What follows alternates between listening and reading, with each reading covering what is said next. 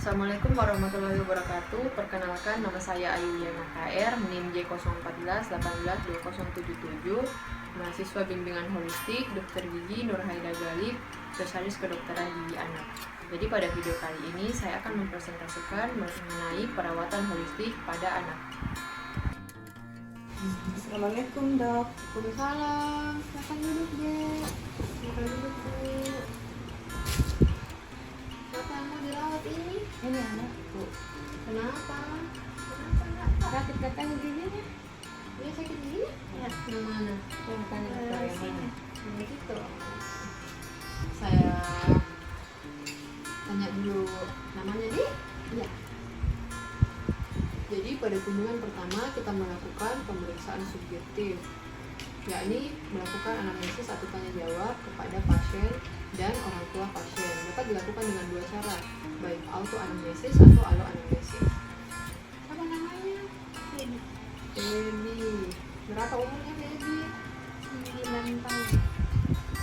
Kelas berapa Baby? 4 Sekolah di mana?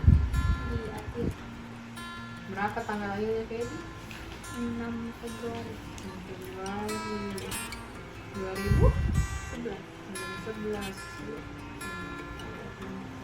Kenapa giginya Baby? Sakit? Sejak kapan sakit giginya?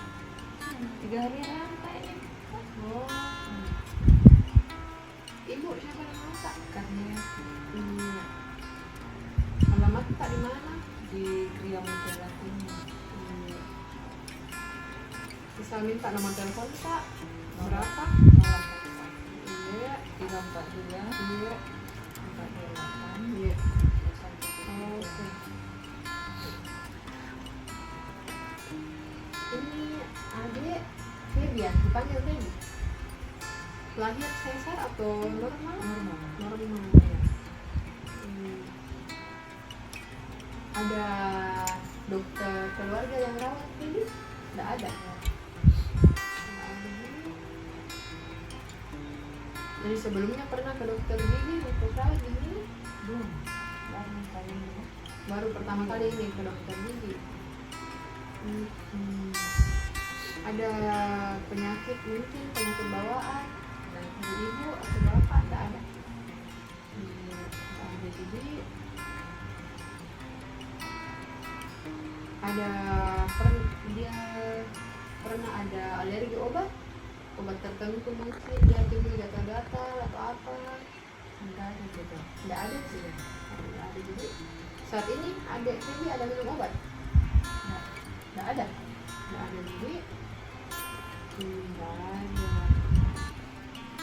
Ada kebiasaan buruknya Baby Bu, seperti mungkin kesap-kesap jempol atau suka mendot, gimana? Enggak ada juga. Nggak ada juga. Jadi mungkin Baby suka makan coklat. Hobinya coklat, hobinya coklat. Apa berapa kali Baby sikat gigi dari sehari? 2 kali. 2 kali. Kapan itu? Pagi rumah. Pagi dan malam diminta Allah. Rajin sikat gigi Baby ya. Selanjutnya, setelah melakukan pemeriksaan subjektif berupa tanya jawab, maka kita dapat melanjutkan ke pemeriksaan objektif, yakni melakukan pemeriksaan ekstraoral maupun pemeriksaan intraoral. Untuk pemeriksaan ekstraoral, kita dapat melakukan pemeriksaan atau melihat pada asimetri wajah ataupun simetris dari wajah. Pastikan operator telah menggunakan alat pelindung diri terlebih dahulu.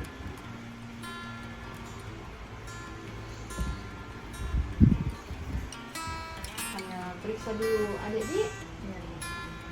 Kita cek apakah profil wajahnya cembung, cekung atau datar. Kita lihat juga apakah wajah simetris atau asimetris. Kita cek, kita lihat apakah ada pembengkakan pipi. Selanjutnya kita cek juga atau kita periksa juga pada temporomandibular jointnya, yakni posisi operator berada pada posisi jam 12 atau tepat di belakang pasien dengan telunjuk diletakkan pada sendi temporomandibularnya. Sedikit juga. Buka mulutnya. Cukup. Ada sakit? Ada. Selanjutnya untuk pemeriksaan tenggorokan mandibular, setelah kita menanyakan kepada pasien apakah ada rasa sakit atau tidak, kita dapat melakukan juga pemeriksaan berupa auskultasi dengan bantuan stetoskop. Jadi gunanya yaitu untuk mengetahui apakah ada TMJ sound berupa clicking, crepitus, atau popping. Kita periksa dulu ya. Iya. Buka mulutnya.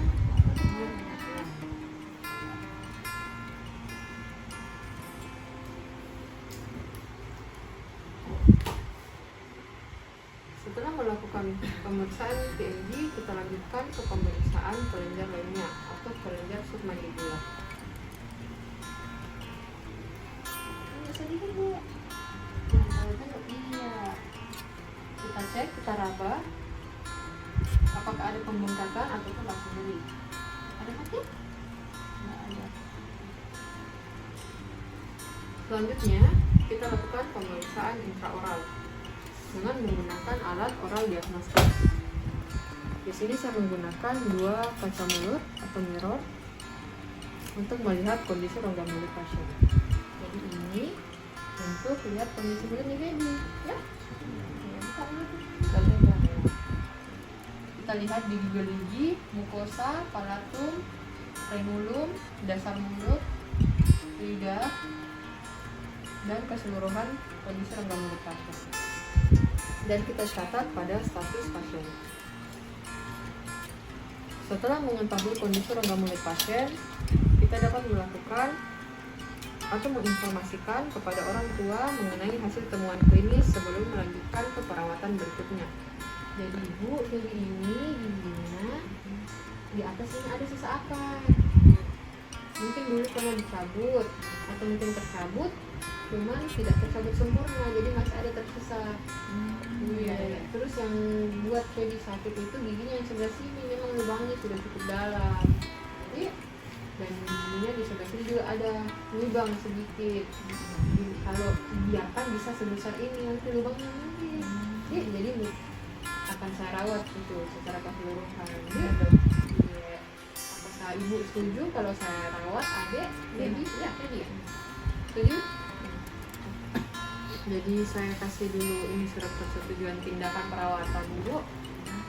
Jadi ini kita tanda tangan di sini, artinya ibu setuju saya lakukan perawatan ke Peggy. Kita tanda tangan sebelah sini. Iya. Oke.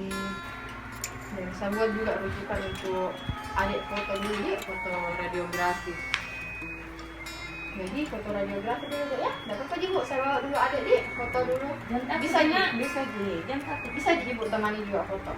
Setelah melakukan pemeriksaan penunjang berupa foto radiografi, kita juga dapat melakukan pencetakan model studi, yakni untuk memperoleh gambaran secara pasti dari kondisi rongga mulut pasien. Jadi dek, ini mau dicetak dulu pakai ini nanti masuk di mulutnya. Ya? Ya. Enggak. Bagus kan warnanya? Warna biru. Iya. Jadi sebelum kita melakukan pencetakan, sebaiknya diawali dengan fry-in sendok cetak. Pastikan sendok cetak yang kita gunakan sesuai dengan ukuran rahang pasien. Kita mulai dengan fry-in rahang bawah terlebih dahulu. Kita masukkan dari arah lateral. Kita dengan bantuan mirror.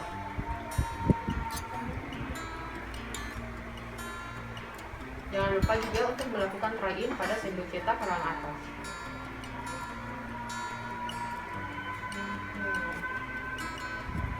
Setelah itu kita dapat mencampur alginat dan air hingga homogen. Lalu kita tempatkan pada sendok cetaknya, sendok cetak yang sudah sesuai dengan ukuran rahang pasien. Kita mulai pada sendok cetak rahang bawah terlebih dahulu, pencetakan rahang bawah terlebih dahulu. Jadi diangkat lidahnya ya. Jangan lupa menginstruksikan untuk pasien mengangkat lidah dan bernafas melalui hidung. Angkat lidahnya. Angkat lidahnya ya. Lalu kita tunggu hingga sedikit mengeras. lalu kita keluarkan. Nggak apa-apa gitu. Selanjutnya kita lakukan pada kerang atas.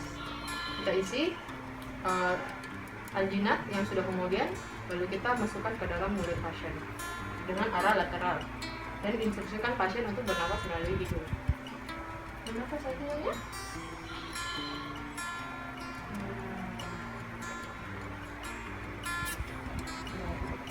Setelah itu maka kita peroleh cetakan negatif yang siap untuk kita gips, yang siap untuk kita cor dengan menggunakan dental stone.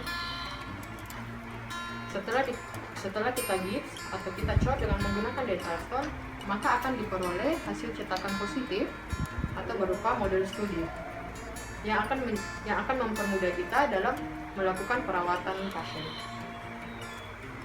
Jadi Bu, ini adik tadi sudah difoto, sudah juga dicetak. Ini hasil giginya. Jadi pertama kita dapat melakukan perawatan pulpektomi atau perawatan pada pulpitis irreversibelnya. Jadi pertama-tama sebaiknya kita melakukan foto periapikal terlebih dahulu untuk memastikan kondisi pada gigi 75 tersebut secara spesifik. Jadi Bu, ini giginya yang sebelah sini yang sakit dia rasa. Saya foto dulu lagi, nah untuk pastikan di situ kondisi giginya secara detail. Jadi, pergi foto dulu deh ya. Di tempat yang tadi gitu. Oh iya. Kemana kok? Ya. Enggak ini. Sudah potong ya, Dik? Iya, jadi ini hasil fotonya. Jadi ini gigi yang mau dirawat. Dik. Setelah itu, maka kita dapat melakukan desinfeksi daerah kerja. Jadi kita menggunakan pinset dan cotton pellet untuk mengambil povidone iodin dan melakukan desinfeksi pada area kerja gigi 75. Jangan lupa untuk mengisolasi daerah kerja dengan menggunakan cotton roll.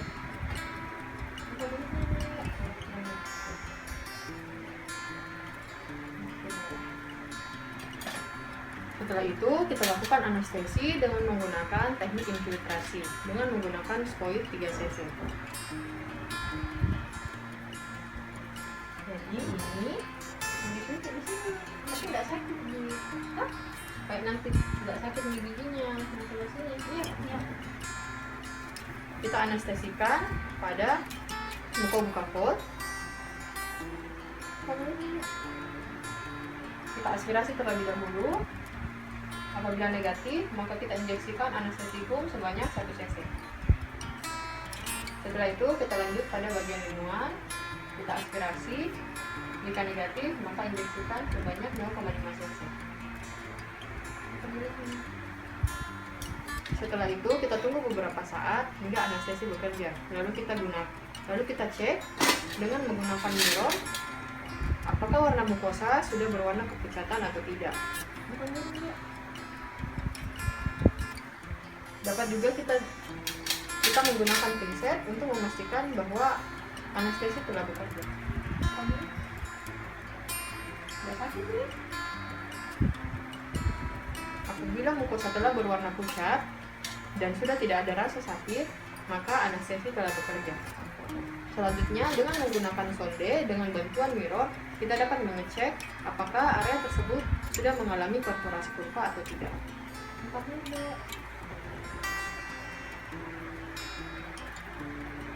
Setelah itu, kita dapat melakukan preparasi dengan menggunakan handpiece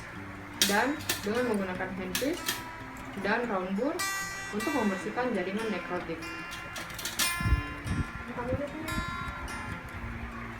Kita bersihkan jaringan nekrotik hingga semua terangkat. Setelah itu, dengan menggunakan jarum ekstirpasi, kita mengeluarkan jaringan pulpa.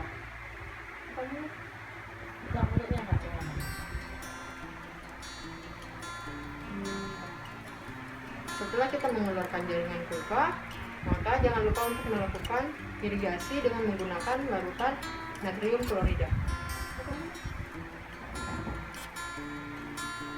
Setelah itu, kita melakukan pengukuran panjang kerja dengan memasukkan file yang paling kecil atau berukuran 10 hingga 15 ke dalam saluran akar.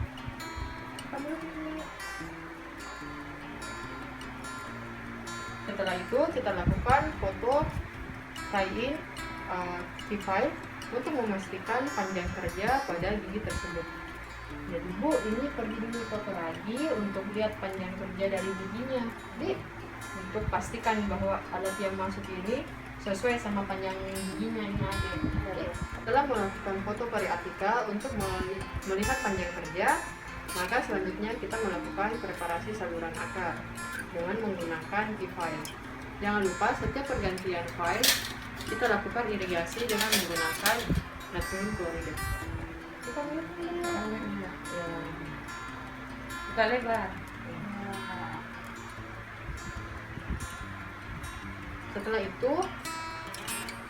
Setelah saluran akar dipreparasi, maka selanjutnya kita menggunakan CHKM dengan cotton pellet, lalu kita peras CHKM yang telah ditetesi di cotton pellet, karena yang kita ingin ambil hanyalah uap dari CHKM tersebut. Lalu kita tumpahkan pada kamar pulpa. Setelah itu kita tumpat dengan tambalan sementara berupa kafir.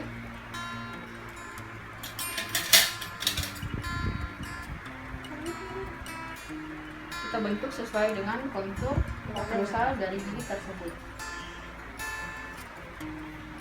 Untuk memastikan tidak terjadi over contour atau under contour, maka kita dapat mengecek oklusi dengan menggunakan articulating paper.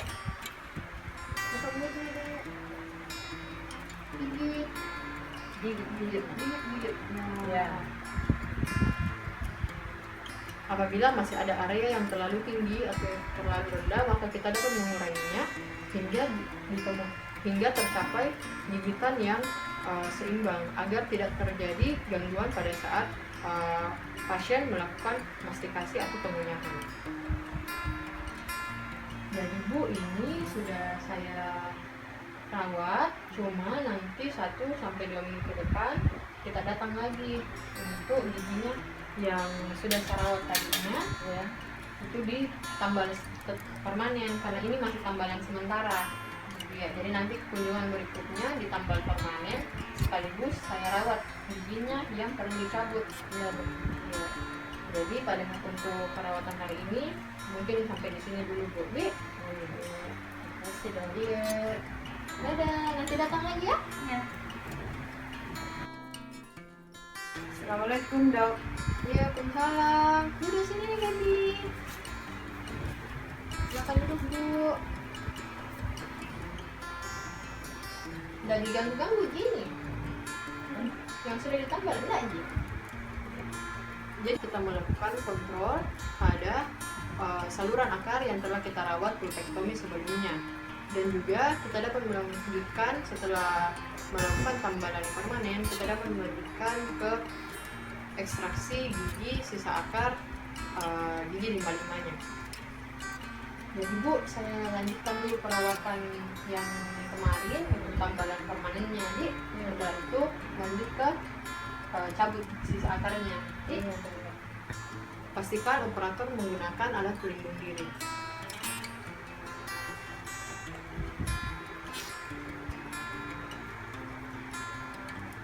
Jadi pertama-tama kita lepaskan atau kita hilangkan terlebih dahulu tambalan sementaranya dengan menggunakan hand piece.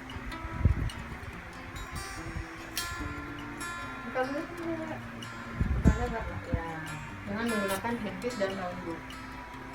Mengeluarkan cotton pellet yang berisi CHKM dari saluran dari kamar pulpa, maka selanjutnya kita dapat mengecek berupa bau, eksudat, dan perkusinya. Bau dapat kita cek dengan menggunakan paper point.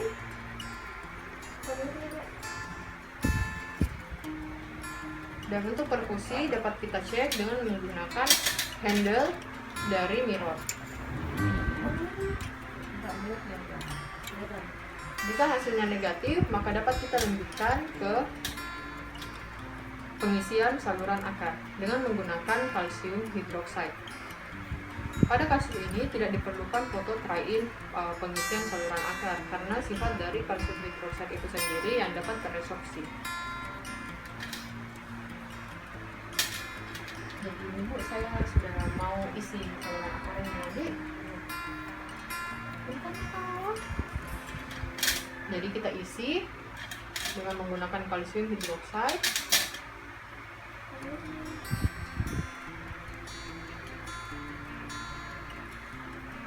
Setelah sudah terisi sempurna, maka kita dapat menutupnya dengan menggunakan tambalan gelas ionomer semen.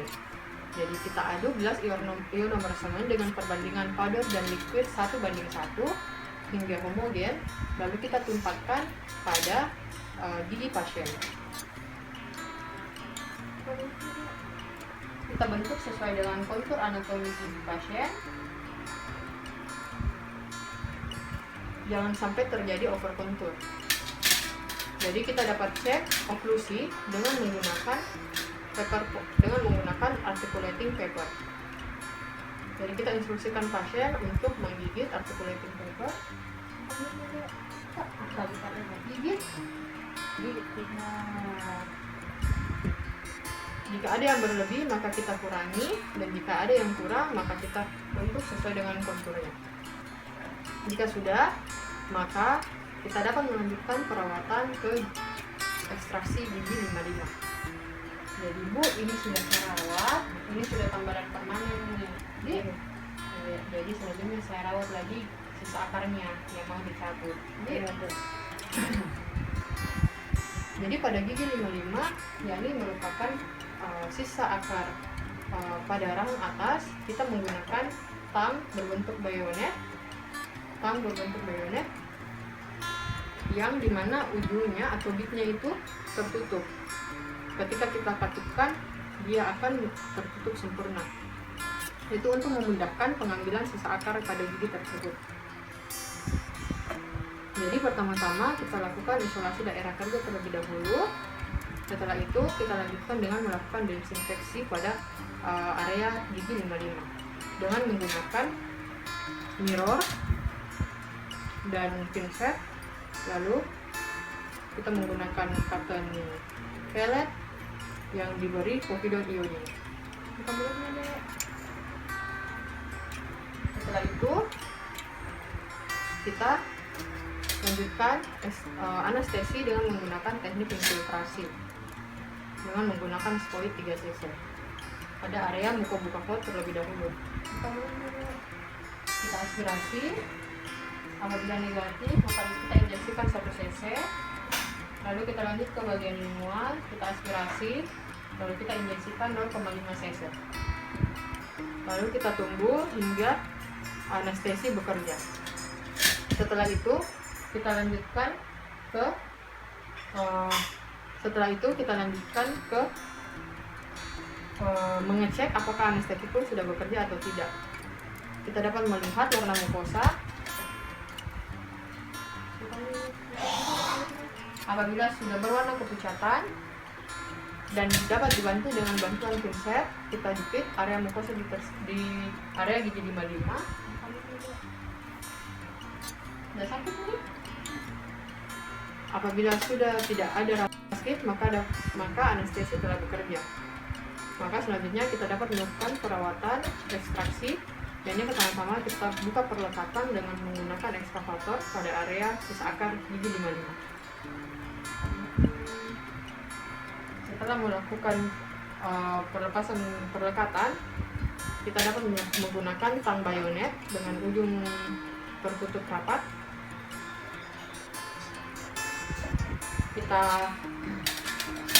Kita ekstraksi dengan menggunakan tang, di mana tangan kiri melakukan fiksasi dan tangan kanan melakukan luksasi ke arah bukal, palatal, dan sedikit rotasi. Setelah itu kita bersihkan soket dengan menggunakan ekskavator dan dengan bantuan mirror. Setelah bersih, jangan lupa melakukan irigasi dengan menggunakan air salin atau larutan dengan menggunakan air salin.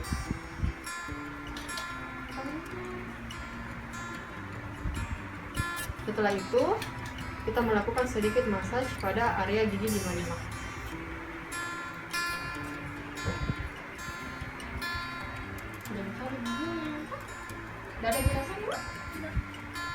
Setelah itu, kita instruksikan pasien untuk menggigit tampon atau cotton roll untuk menghentikan perdarahan. Selanjutnya kita berikan instruksi pasca ekstraksi kepada pasien dan orang tua. Jadi Bu, ini sudah dicabut giginya. Nah, jadi nanti jangan dulu dipakai makan di sebelah sini, Dik. Jangan dulu dipakai makan di sebelah sini. Terus jangan makan makanan yang panas. Kalau mau makan makanan yang dingin boleh, kayak es krim boleh, supaya lebih cepat pendarahannya berhenti. Boleh kasih makan es krim. Boleh makan yang dingin-dingin, tapi yang makanan yang panas tidak boleh dulu. Ya. Bangunnya juga sebelah sini, sebelah sini. Dik, kanan sini sudah dicabut.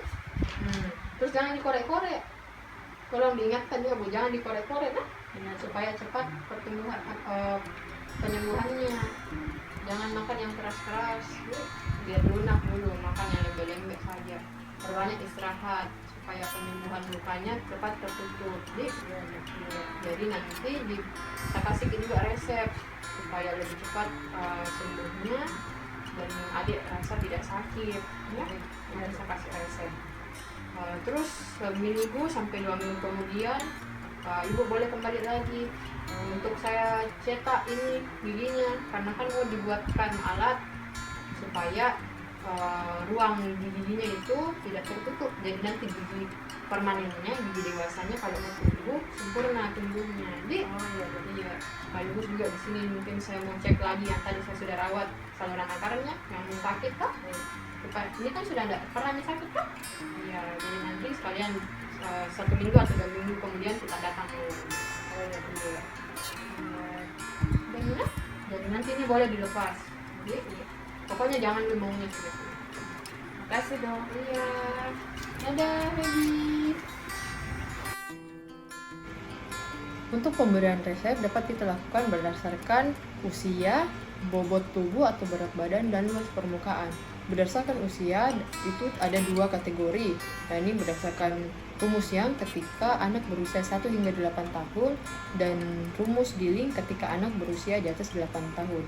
Pada skenario kali ini saya akan memberikan berdasarkan rumus dealing, yakni berusia di atas 8 tahun, karena pada skenario anak berusia 9 tahun. Dengan rumus N, ya, N itu adalah usia anak, N per 20 dikali dosis dewasa. Jadi 9/20 dikali dosis dewasa. Selanjutnya, untuk berdasarkan berat badan atau bobot tubuh anak itu terbagi 3. Ada Clark, ada Black, dan ada Termich-Fire.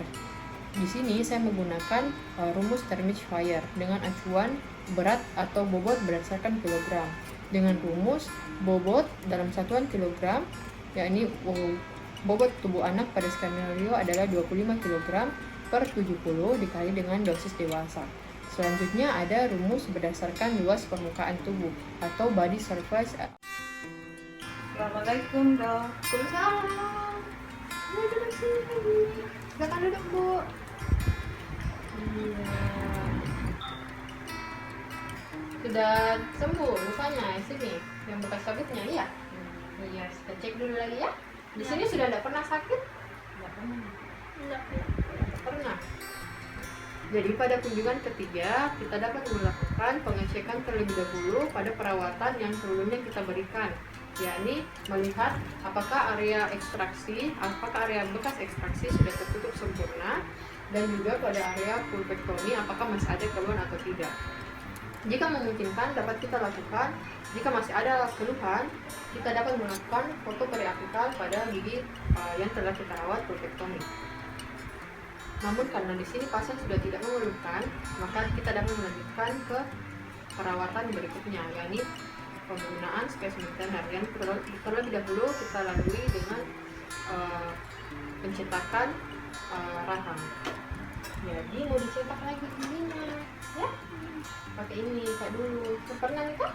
Ya, jadi ini dicetak lagi untuk melihat giginya setelah ditaruh giginya Bu.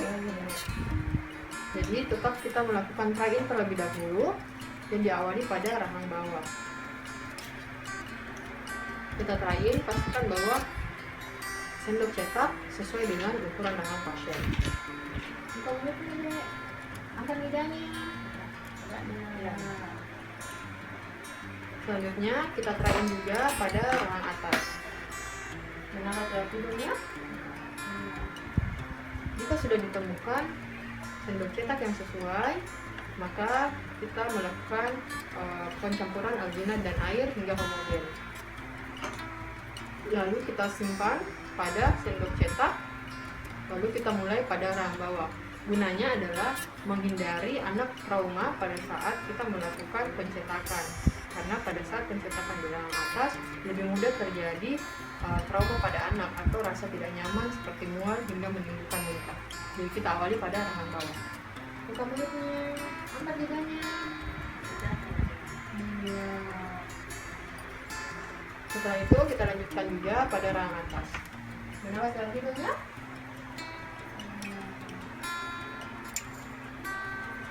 Oke. Setelah kita memperoleh cetakan negatif, maka kita dapat melakukan pengecoran pada cetakan negatif dengan menggunakan dental stone, sehingga diperoleh cetakan positif atau berupa model studi dengan gigi yang telah diekstraksi sebelumnya. Model studi ini memudahkan kita dalam menganalisa ruang untuk pembuatan space maintainer berikutnya. Setelah melakukan pencetakan untuk pembuatan space maintainer, kita dapat melanjutkan pada kunjungan yang sama, yakni perawatan pada gigi 8/4-nya yang mengalami pulpitis reversible. Untuk pulpitis reversible, jika pasien mengeluhkan ada keluhan seperti adanya rasa ngilu, maka dapat kita rawat dengan perawatan pulp capping. Namun jika tidak ada keluhan, hanya berupa jaringan nekrotik, maka dapat langsung kita rawat dengan perawatan restorasi direct dengan menggunakan composite atau GIC. Jadi Bu, saya lanjutkan juga pada keluhan yang sama hari ini juga. Saya rawat giginya yang di sini ada sedikit lubang, Iya, jadi di sini mungkin saya rawat dulu sekalian, Jadi awalnya kita tetap melakukan isolasi daerah kerja pada area tersebut dengan menggunakan cotton roll. Lalu kita tetap melakukan desinfeksi dengan mirror dan pinset dan cotton pellet yang telah diberi povidone iodine.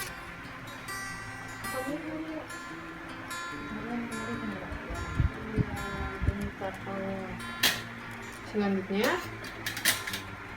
kita lakukan preparasi dengan menggunakan handpiece dan round ball. Gunanya yaitu untuk menghilangkan jaringan nekrotik.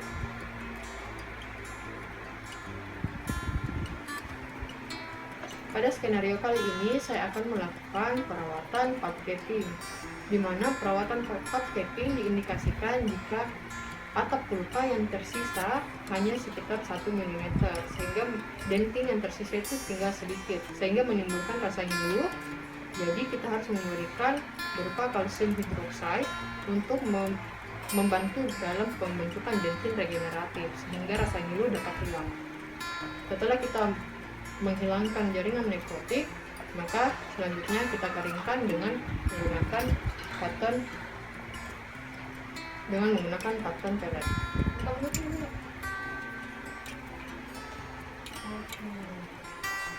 Setelah itu kita beri selapis kalsium hidroksida.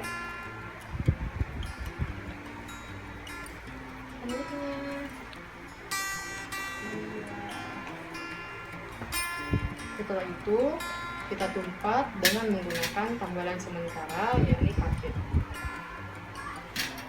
Kita bentuk sesuai dengan kontur anatomi dari gigi. Pastikan tidak terjadi over contour atau under contour. Kita dapat melakukan cek oklusi dengan menggunakan articulating paper Buka mulutnya, Mbak.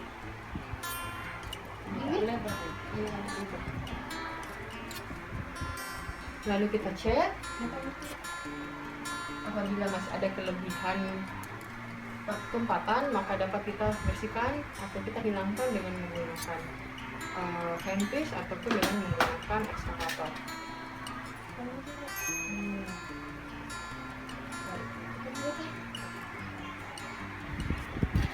Selanjutnya kita memberikan instruksi kepada pasien dan orang tua. Jadi Bu, ini sudah saya tumpat, sudah saya tambal, tapi masih sementara. Karena minyak ini adik sudah mulai tipis, sudah hampir berlubang kayak di sini. Ternyata iya.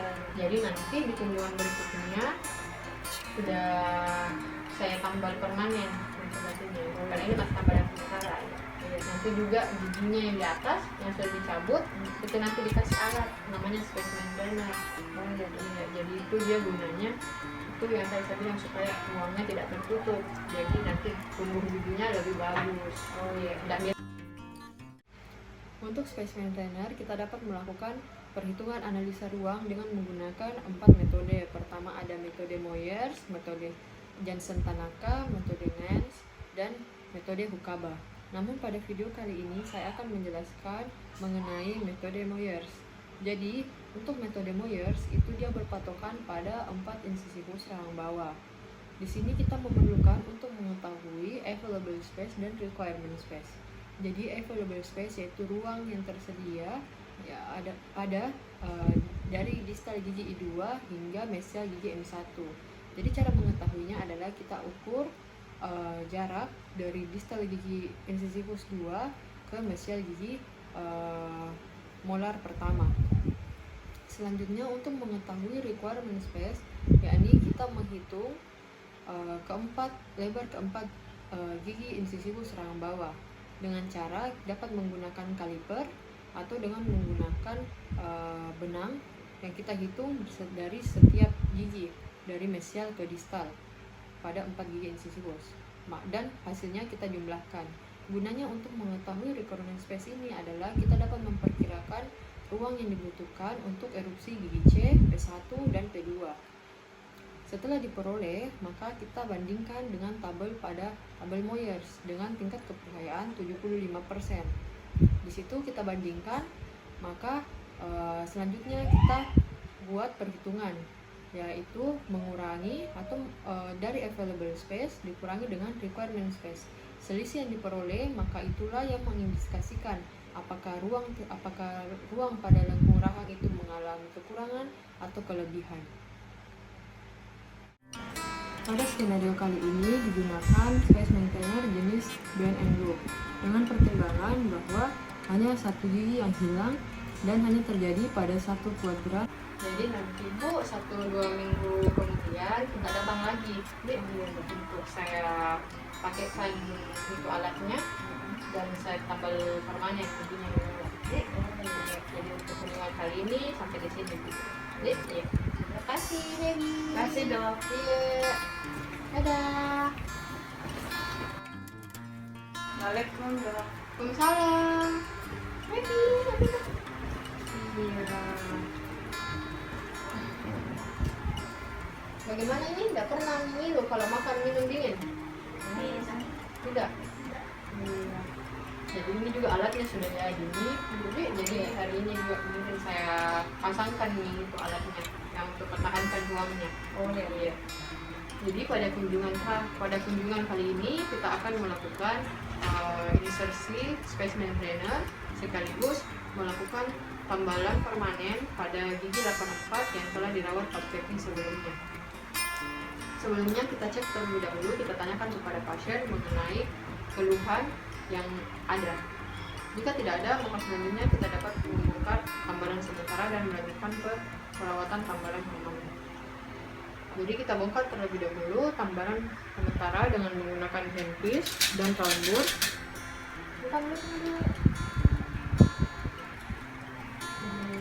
Ini kalian tahu lagi. Setelah itu kita cek dengan menggunakan sonde apakah benar-benar dentin regeneratif sudah terbentuk atau sudah mengalami penebalan. Nyanyi dong gigi. Iya. Setelah itu kita dapat melakukan tambalan permanen dengan menggunakan komposit. Di sini digunakan komposit dengan pertimbangan bahwa gigi 84 merupakan gigi dengan tekanan kunyah yang besar dan di mana anak sudah berusia 9 tahun yang mungkin saja telah memperhatikan estetik dari giginya itu sendiri. Jadi pertama kita lakukan eksa bonding terlebih dahulu. Kita lakukan eksa.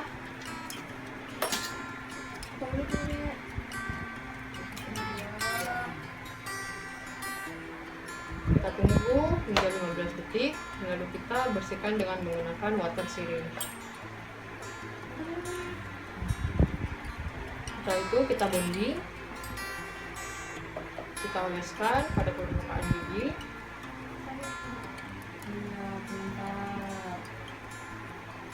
Setelah itu kita curing dengan waktu sekitar 15-20 detik dengan menggunakan light cure. Setelah itu kita tumpat dengan menggunakan komposit.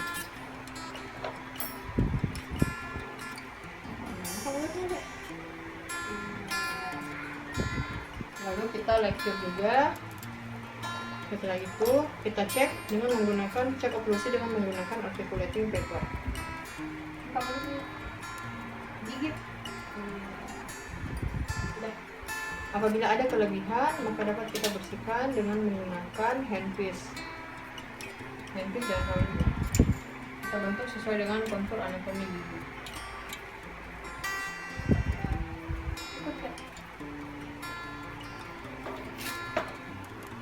Apabila dan dapat kita tanyakan kepada pasien apakah gigitannya sudah baik atau ada yang tinggi ataupun ada yang kurang. Giginya bagus nih. Udah tinggi Ji. Nggak ada Ji kayak terganjal. Nggak ada Ji. Apabila sudah tidak ada, maka selanjutnya kita dapat melakukan pengaplikasian TAF terlebih dahulu sebelum kita insersikan space maintainer. Jadi Bu, ini saya mau kasih adik namanya fluoride. Jadi dia itu gunanya untuk agar giginya adik dia tidak cepat berlubang, dia lebih kuat giginya nanti supaya bisa dipakai makan, minum, coklat. Iya. Jadi di sini saya menggunakan topik aplikasi fluoride berupa APF atau acidilated phosphate fluoride 1,23%. Jadi dengan bantuan sendok cetak. Jadi pertama-tama kita tetap melakukan try-in sendok cetak. Pastikan sendok cetak sesuai dengan ukuran dari rahang pasien.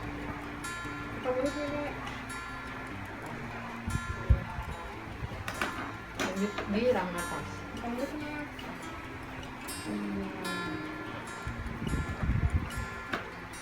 Apabila sudah ditemukan sendok cetak yang sesuai, maka dapat kita isi sendok cetak tersebut dengan acidilated phosphate fluoride sebanyak 2 hingga 3 mm pada sendok cetak. Sebaiknya kita awali pada rahang bawah. Kemudian kelebihan fluoride kita bersihkan di dalam rongga mulut pasien.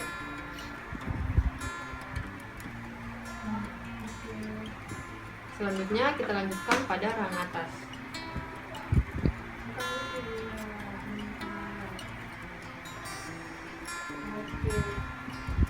Kita bersihkan pula kelebihannya pada saat di dalam rongga mulut pasien.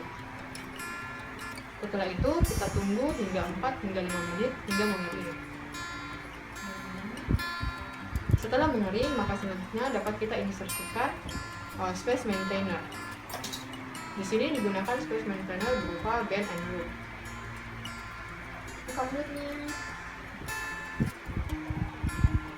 Lalu kita cek retensi dan stabilitasnya.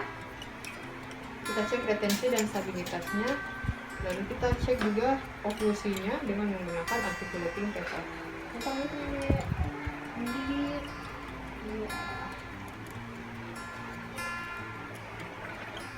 Jika ada kelebihan, maka kita gunakan hand twist dan round ball untuk menghilangkan kelebihan tersebut.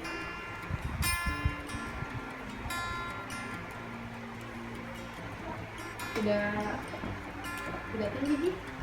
Iya, tidak tinggi Ji menggigitnya. Kita cek pula mukosa di area sekitar space maintainer. Pastikan bahwa tidak terlalu menekan mukosa.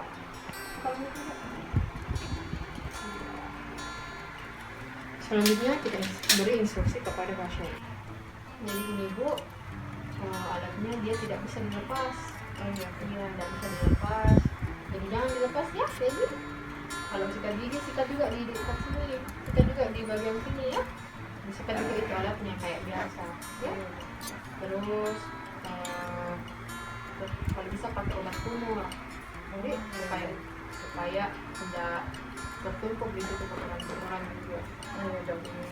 Jadi nanti datang kita hanya 1-2 minggu ke depan. Oh iya. Kasih Feby. Kasih dok. Ya. Assalamualaikum dok. Waalaikumsalam. Feby sini lagi sini. Silakan duduk Bu. Pada kunjungan terakhir kita melakukan pengecekan pada alat space maintainernya. Di sini kita melihat bagaimana pemeliharaannya, apakah ada klak atau gingivitis, dan juga kita cek apakah alat masih berada pada tempatnya dengan posisi yang seharusnya atau tidak. Jadi saya cek dulu jadi disikat giginya, yang sebelahnya juga. Ya. Kulitnya, kita lihat ya. Bagus di bawah, dia bersihkan ini, rajin sikat gigi. Setelah itu kita tetap memberikan instruksi kepada pasien mengenai dental health education. Tetap dijaga kebersihan mulutnya, Feby ya. Tetap sikat gigi 2 kali sehari. Hah? Kalau mau makan coklat boleh, makan permen, yang manis-manis boleh, asalkan sikat gigi. Ya, kalau misalnya ada kenapa-kenapa Bu, kita hubungi saja saya. Ya, sebaiknya ke dokter gigi itu setahun 2 kali atau setiap 6 bulan sekali. Jadi untuk dilihat kondisi mulutnya baby.